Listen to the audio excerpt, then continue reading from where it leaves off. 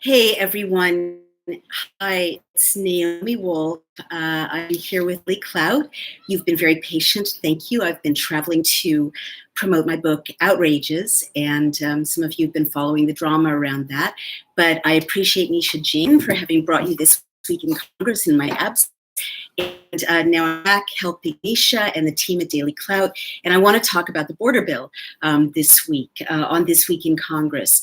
So as many of you know, there's a crisis at the southern border as children who have arrived either unaccompanied or with their parents or other adults have been taken into detention.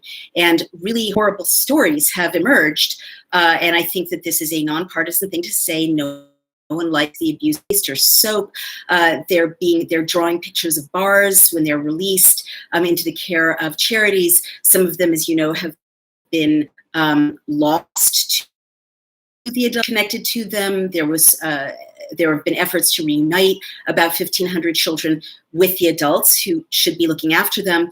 It's a truly un-American situation in every way. It's to those of us who care about our democracy, which is most of us, I'm sure, is that elected officials have gone down to the border to try to look after these kids and see what's going on with them.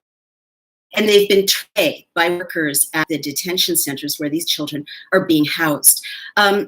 So a report came out last week that really detailed in shocking, granular detail the level of suffering that these children were undergoing, and this got a lot of press. So the Congress has responded, but there are interesting things I want to tell you about in the response. So this week in Congress, the House passed H.R. 3401. So the purpose of that bill is to provide emergency funds to the southern border. And this was speeded, expedited detention centers that are housing the children who have crossed over the border, as I mentioned. But it passed 228 to 195. Basically, along rising is the way that the Senate amended the bill. And listen to this, listen to the detail. So H.R. 3401, it passed the House. And the summary, the Congressional Research Summary says, and I'm not going to read the bill because it's just too long, but we will post it as an embed, BillCam embed in this video when we, FY 2019, emergency supplemental appropriations to federal departments and agencies for humanitarian assistance and security to respond to migrants attempting to enter the United States to the southern border. The funding provided by this bill is designated as emergency spending, which is exempt from discretionary spending limits. So it's like a special appropriation. It does a detour around the usual checks and balances in Congress and the Senate to oversee how our tax dollars are spent. So that's either really great if you think this is a crisis and we shouldn't be held up by red tape, and it can also do what's being passed every week when there's an end run around normal checks and balances, normal processes in the House or in the Senate. Usually it means that something is happening that might not bear ordinary scrutiny. So the summary continues. The funding provided by this bill is designated as emergency spending. It provides appropriations to the Department of Justice, Executive Office for Immigration Review, and U.S. Marshals Service. And it also sends money to the Department of Homeland Security. The bill provides appropriations for Customs and Border Protection. That's natural enough under the circumstances. Immigration, also natural enough. And FEMA, okay, Federal Emergency Management Agency. You might wonder if FEMA is the right agency to be dealing with a lot of children. And the bill provides appropriations to the Department of Health and Human Services for the Administration for Children and Families. Well, that sounds really straight up, very sensible, what this crisis requires. The bill also sets forth requirements and restrictions for using funds provided by this bill. And now listen to the numbers. The Senate amendment goes like this. So the Senate amended Amendment 902, provided funds to the military. All right, I'm going to say that again. Children are suffering. They don't have toothpaste. They don't have shoes. they don't have blankets. They're being inhumane circumstances. So the Senate added a clause to send $92.8 million to the military for necessary expenses to respond to the signatories and for the Marine Corps, and $13,025,000, and Air Force $18 million for the same purposes. So I really want you to observe that and think about it. This bill to help children get housed properly, cared for, you certainly think Health and Human Services is the right agency to administer it. The Senate sneaks in, you would say, $92.8 million, right? $92.8 million for the military to respond to these children, and specifically for the Marine Air Force. So the Marine Corps, there's no body of water near where most of those children are crossing. The Air Force, maybe they're being overseen by flights that are, keeping track of the situation. But it's a huge dip into your taxpayer money allegedly being expedited for shoes and toothpaste and blankets and caring nurturers for these unaccompanied children in crisis. Huge, almost like $92 million dip for the military. And they already have their budget for the year. I just want to note, God bless them. God bless our men and women in uniform. But it's definitely an end run around normal appropriations for defense spending. The concerns of House members about funds transferred elsewhere were somewhat put at ease, says this website, thisweekincongress.com, which is an excellent summary, with this provision that all of the money has to be used specifically in the way that the headings describe. So that's understandable that members of Congress will not want this to be diverted in a sneaky way. So it's written so that you can't divert it. But now listen to these numbers. You won't believe this. 2,881, 552, 000. $2,881,552,000 targets aid to and management of unaccompanied children. So that's what this includes. And the total in these numbers, gigantic numbers, the children no doubt need the help. I'm not disputing that. I'm not disputing anything. I'm just sharing what's extraordinary about this bill. 305 to 102. And that's where things are. But now let me make things a little bit more complicated for you. Is going to these kids at the border allegedly. But is it? Let's take a look. And when I saw these numbers, I began to remember that I'd been reading news reports about the privatization of the detention centers that are housing these children that have crossed over the border. And I'm sure you've seen those news reports as well. So a really important story in the New York Times on June 21st called The Billion-Dollar Business of Operating Shelters for Migrant Children interests are that are going to be benefiting from this $4.5 billion, in another category $2.8 billion, in another category nearly $1 billion set of appropriations of your tax money for managing these children. And it's not like these contractors have done an amazing job taking care of these children to date, right? But it does look like these billions in subhuman, substandard conditions. So the New York Times article talks about the gigantic business of housing children and families at the border. And it also states, it's really good reporting, that there are new players in this space, not the usual charities, not the Department of Homeland Security, not government agencies, not Health and Human Services, right? Not law enforcement. It's private, it's privatized detention centers. So many of you are familiar with the really good work, the new Jim Crow, about the privatization of incarceration of Black and brown men, and what that's done to the lives of men of color in this country, and the unequal incarceration rates. Well, that's clearly due to privatization of detention. And it looks like privatization of the detention of children is driving creations, and that some of the interests that the New York Times has identified are going to be pocketing some of those billions. So the New York Times identifies a nonprofit called Southwest Key Programs. And it points out that in 2015, since 2015, that nonprofit, and again, a lot of things can be a nonprofit, right? You can make a lot of money as a nonprofit. All you need is that 501c3. $955 million in government contracts to that nonprofit, just in the last 3 or 4 years.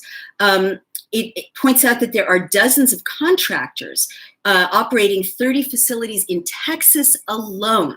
So there's middlemen, right? These are not social workers. They're not government agencies. They're not orphanages. They're not nuns.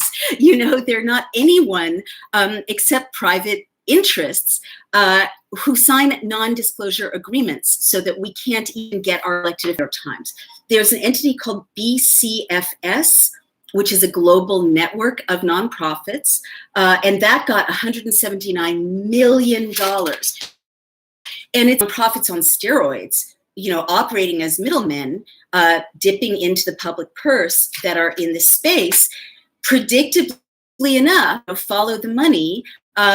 Defense contractors are getting into this space. General Dynamics, a defense contractor, is moving into the space of scooping up these lucrative government contracts to house children. A military contractor, and they've moved into the space of providing shelter for children.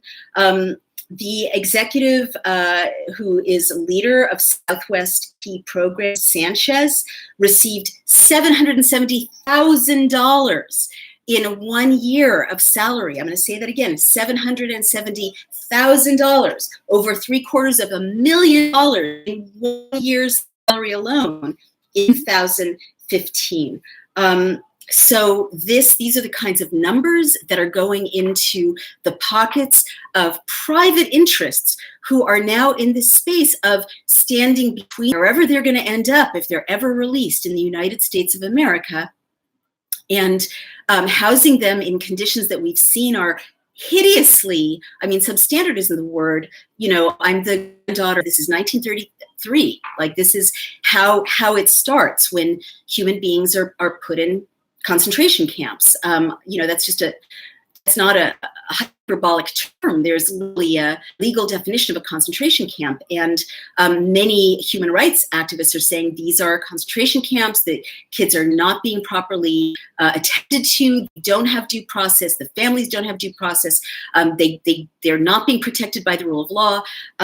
And this is how it begins. So the other thing I really want you to notice, in addition to the fact that for-profit industries are getting into and have gotten into scooping up gigantic amounts of money, housing these children, I really want you to notice that the military is involved in the border. And you make a big deal, it's a crisis. Of course, the military should be involved at the border. But let's remember what a civil society is. A civil society is not using the military and us against our enemies, but it's not supposed to be operating in the United States of America. So to me, the fact that almost $1 billion, is going into unnamed pockets, and that of that 92 million additionally is going to the Air Force and the Marines for engaging in border security, step toward military policing of what should be taken care of by entities like the National Guard. And those of you who know my work and who follow daily cloud warriors of our community who've ridden to America, you know that the reason we use the National Guard to protect us, the Second Amendment, a well-regulated militia, is that the National Guard is answerable to governors, authority. The military is answerable to the commander-in-chief, but the military has its own command structure, and it's not answerable to us as citizens. We can't have the governor tell the Marines to stand down. The governor of Texas can't order around the Air Force, right? So we are not in control of the military as citizens as directly as we are the National Guard. And so this is a really big, important distinction. In a civil society, you have civil police state, you have the military engaging in that kind of domestic policing. And you could say, well, it's a border, it's half in, half out, or maybe they're only outward facing. We really don't know. I mean, I really don't know the role of the Marines in policing the border. That's pretty mysterious. I don't know the role of the Air Force, I can imagine. But these are, I can't FOIA the plans of the Marines or the Air Force, right? That it's not available to me as a reporter. So these are really concerning to me. And the other thing I just want to say as a student of history, and I promise to take your questions in just a minute, is you can have the military at your borders to keep people. But history shows that when you have military at your borders, they can also keep people in. And that the danger of having a militarized border, starting with Mexico, but it just takes a few steps to militarize the passage between the United States and Canada, is that certainly it keeps some people out with the force of military, but in a bad moment, with a bad executive, or with destabilized a democracy, which many people say we're seeing signs of now. I certainly agree. In a nonpartisan way, we've been seeing signs since 2008 of deteriorating democracy. But history shows the danger of the militarized border is it can keep people in. You might not be able to leave as easily if you're a dissident, if you're a critic, if you're a journalist. You might not be able to get out when you want to get out. You might not be able to have that free flow of citizens traveling, exchanging ideas, sharing culture that a true civil society calls for. So how do we know that they aren't, dang, that's tons of money. Now they're redirecting the funds somewhere else. It's paying for someone's second vacation home, says Daisy. Well, I can't tell you they're going are not identified clearly. And some of the players, who have been clearly identified by the New York Times and other reporting, I want to say, I want to kind of wrap up. You've been very patient, but think about it. Private companies, including defense contractors, are pocketing millions and millions and millions of dollars to house these children in substandard conditions. Our elected officials are going down to these facilities and are being told they can't get in. How could they be told that? Because they're not government facilities, right? So no power over a private contractor, a private facility. No power. They can't force them to let that member of Congress inside the facility. The member of Congress of that facility. So I would say, as a student of declining democracies, that is really, really scary when you've got incarceration that is privatized, that is outside of the oversight of your elected representatives, where your members of Congress can go down there and say, I want to see that the kids are okay. And these private contractors who've signed non-disclosure agreements can say, sorry, contractors, people who are working for private corporations, to not let you in. And by the way, these kids are being housed in like former Walmarts, and the Walmarts are not being taken over by the government. They're being taken over by private owners who are leasing, renting the Walmart to these private contractors to house these children. So you decide if that's the America you want. You decide if you want that power of detention by the military, oversight by the military, and cages or facilities run by private contractors that your elected officials have no transparency or oversight for. You decide if you want your billions of dollars in taxpayer money to be going to the children and not opening up the shop to the oversight of our elected officials who are going down to try to take a look and make sure the kids are all right. So that's Naomi Wolf. Dave, thank you for tuning in. Everyone, thank you for tuning in. I'm super grateful to the community. I want to share with you that we are halfway toward meeting our fixed expenses on Daily Cloud, our hosting and our development. True reports, accurate reports of these bills, and telling you what's really in them and what's really at play without partisanship and without spin. We need your help. I've gotten used to asking for it's hard for me. We need your help. We need you to become a member of Daily Clout. Sign up, go to Patreon. Some people are giving $10 a month recurring donations. Some are giving one-time gifts of $200, $300. We're super grateful. Or a $5 a month recurring donation. Super, super grateful. Some are signing up for that $75 I mail you a book. Daisy, I have an update for you. I'm so sorry.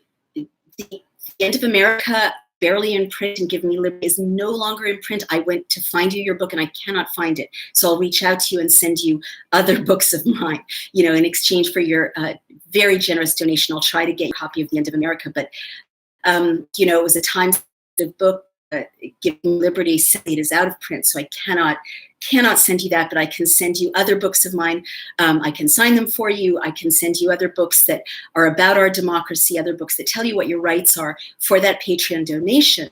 And, really, if you want to blog, if you want to do graphics, if you want to tell us what's going on in your community, we're reporting on it. But every single bit of your being a subscriber, being a member, helping out with Patreon really goes to keeping our developers camp so you can see the bills, share the bills, and lobby for the change you want. And I just want to say to wrap up, when people have used Bill Cam to lobby, they've passed bills, they've changed outcomes, or they've gotten rid of bad bills, or they've gotten rid of so much. And I really appreciate your support. And Hotep, you can DM me and I can answer you that question, or reach out to me at Naomi at Daily Clout.